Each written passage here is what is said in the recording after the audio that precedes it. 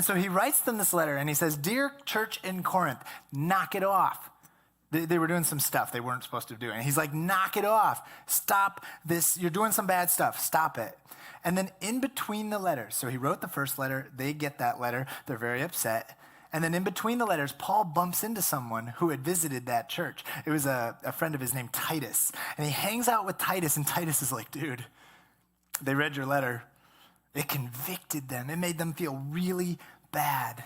And so Paul sends them another letter. We call it 2 Corinthians, right? He sends them a second letter. And in 2 Corinthians chapter 7, you don't have to turn to it. I'll just read it to you. It says in verse 8, "Even if I caused you to sorrow by my letter, I do not regret it.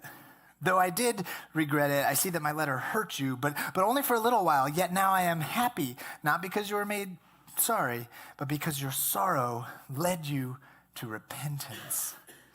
Can you hear his pastoral heart in that? He's like, okay, I feel bad that my letter hurt you, but I don't regret it.